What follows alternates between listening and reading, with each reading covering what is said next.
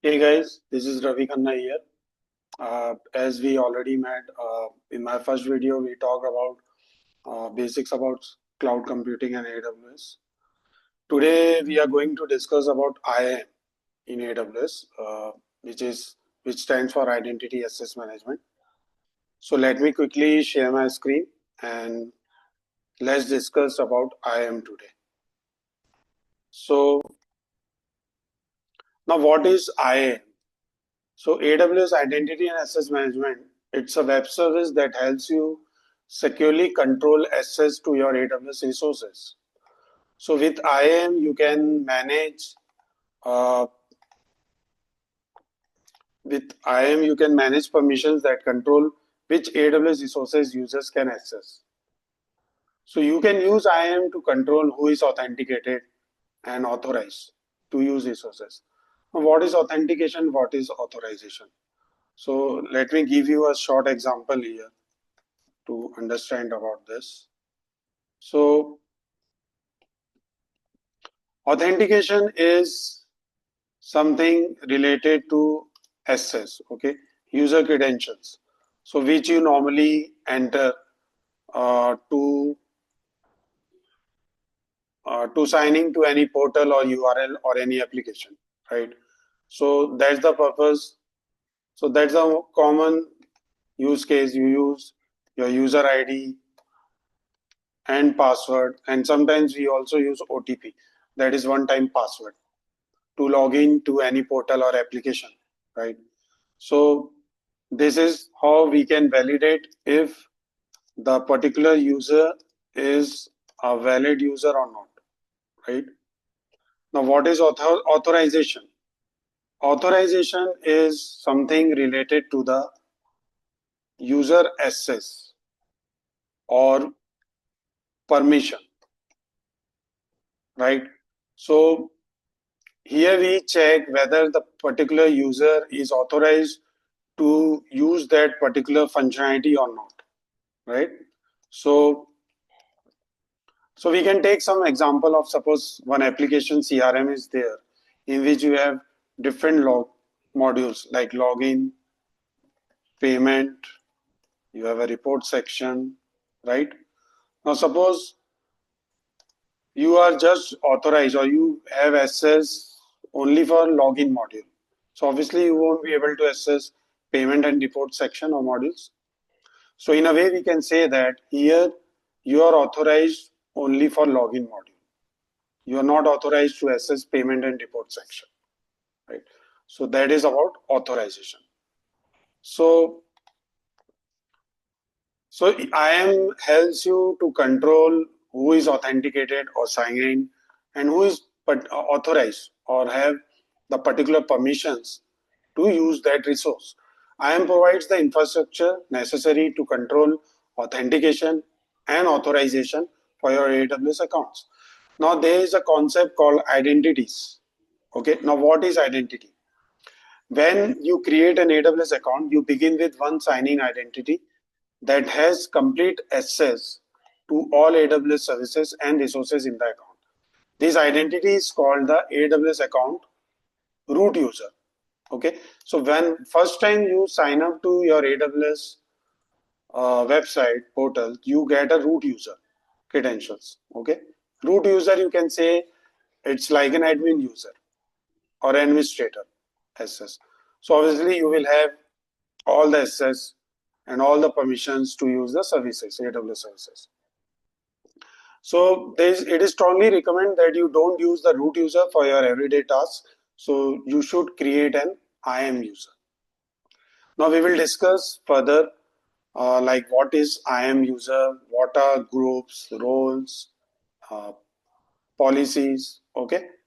So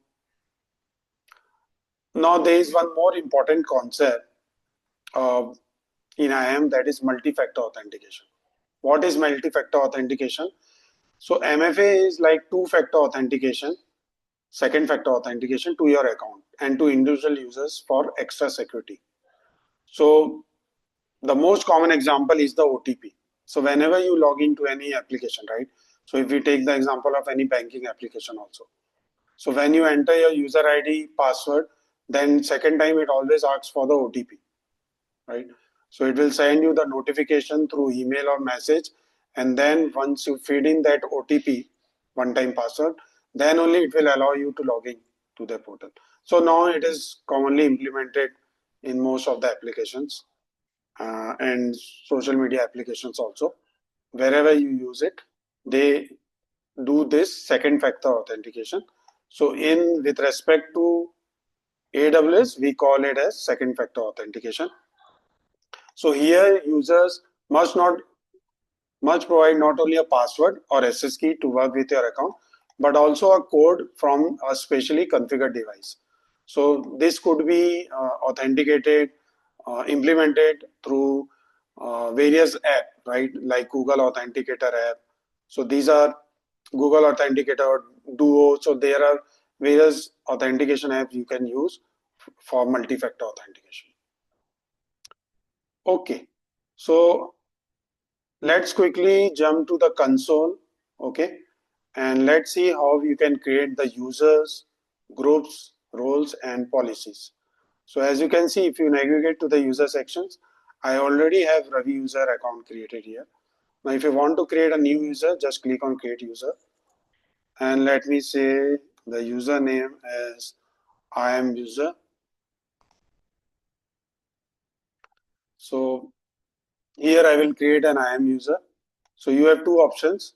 Either you can create through Identity Center, the user for Identity Center, or an IAM user. You can go with auto-generated password, or you can generate your own custom password. So let's go with, let me generate my own password here. Now, if you want to user should create a new password at next signing, then you can use this option. You can select this checkbox. If not, it's okay. Now next, now there are second step is to set the permissions for this user. So first thing is that if you already have a group, right? So this is already a group which is having administrator access. So suppose for this new user, I want to give the same permission, right? Policy. So I can assign this group to this particular user. Otherwise, you can copy the permissions from another user. So suppose I want to copy the permissions from this existing Ravi user. So I can copy this permission. Otherwise, the third option is that you can attach the policies directly to this new user. So let me give, suppose I am read only access, right?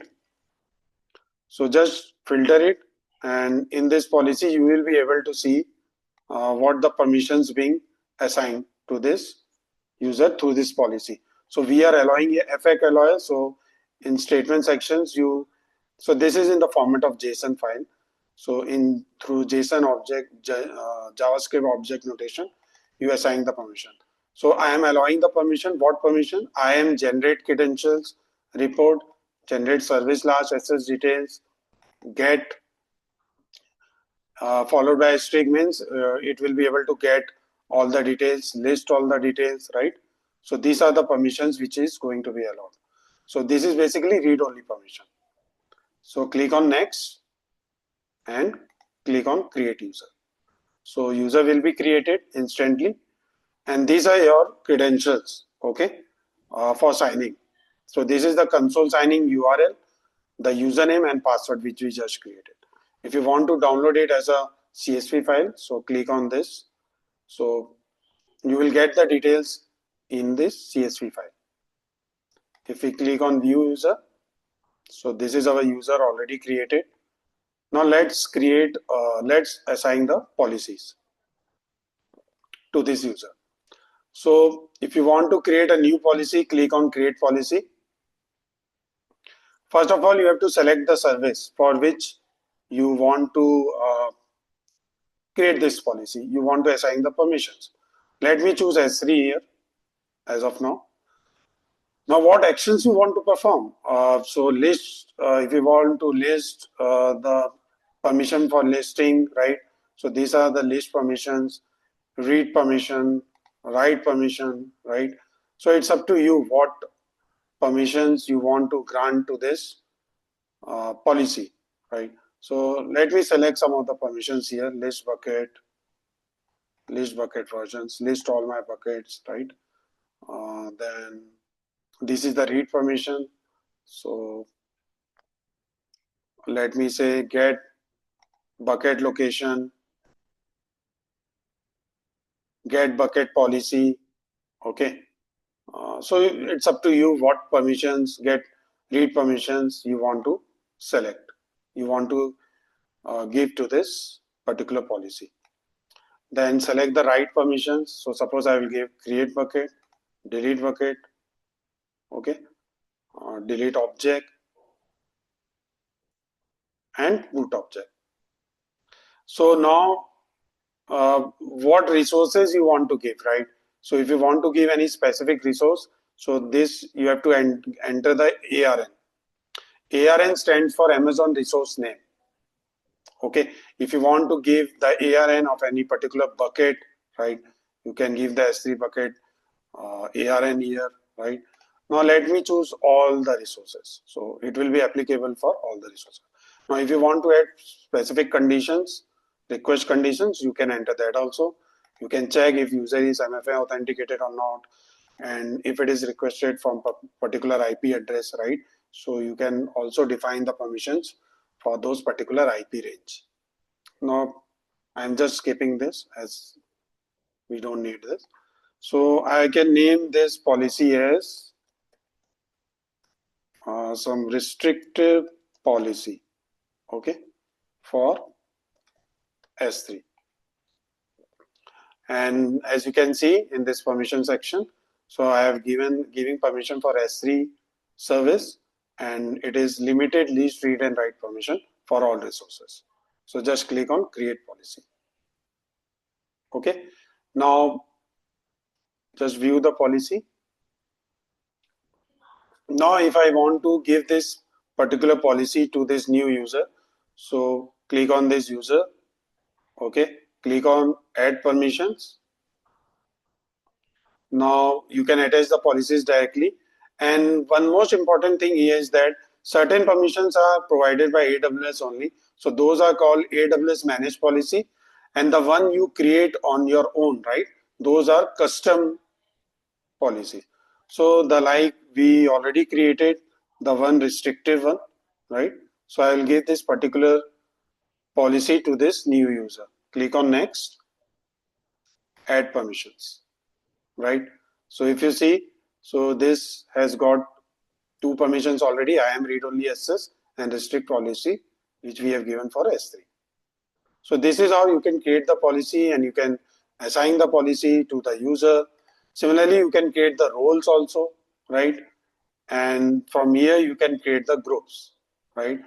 So if I want to add my user to this group, I can simply add this user to the group. If you want to create a new group, you can create the new group. So let's create some group here. So if you want to add this user to this group, you can select the user. If you want to give some extra permissions, you can select that. So this permission will be applied, this permission policy will be applied to this new group. So let's see, let me give S3 full access to this new group. Click on create user group. Now this is the new group created, right? So this user is a part of this group. Now if you check this user permissions now, so you will be able to see all the permissions here. So the individual permissions which we have given, as you can see, S3 full access, read only access for IAM. So this is the one it inherit from this particular group admin 01. And these are the two individual permissions which we have given to this user, right? Now, so restrictive policy S3 is not more applicable now because we already given the S3 full access. So if you want, you can remove it, this policy, because this is of no use because it's already have full access for S3. Okay. Now I will also show you, let's try to log in to this new user. So these are the credentials which we downloaded in the CSV file format. Now, if I want to log into this particular user to check the permissions and other details, so this is the URL, console URL. Just copy this one and open it in new window. So I will open the in new incognito window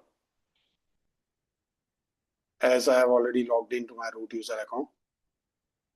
Now this is the user ID and the password.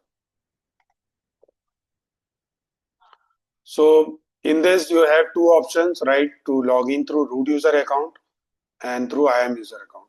So I want to log in through IAM user. So this is my account ID, right? Source account ID. So now let's sign into this account.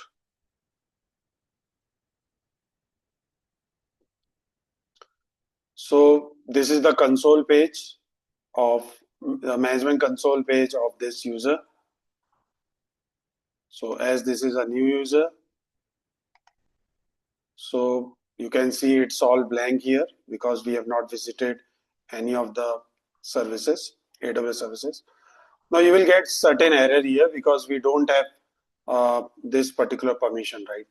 So now we got, if you look to this page permission, so we got S3 full access, but I am read only access. Now, obviously you will be able to do all the operations for S3. So let's check in IAM what is there. So in IAM you got read only access. So for that reason you may get some error here, but it looks fine because this is about root user actually. Okay. So let me go to, so you can verify here also whether this is the particular user or not, the credentials where we logged in. So yeah, it is IAM user one. If you want to see the details, so you can see this access denied in most of the sections because we have got mostly the read-only permission. Now for S3, you got the full access. So if you go to S3, so you will be able to create the bucket, do all the operations there. Okay. So this is how, guys, you can manage your users. You can create, you can assign the permissions, you can create the groups. I hope you find this section useful. And thank you so much for viewing my video, today's video on IAM. I hope you like this session. Thank you so much. And please uh, keep viewing my videos and let me know if you need such more interactive videos. So I will be happy to teach you on all the IAM concepts, on AWS concepts, and as well as other programming concepts if you are interested. Thank you so much. Thank you. Bye.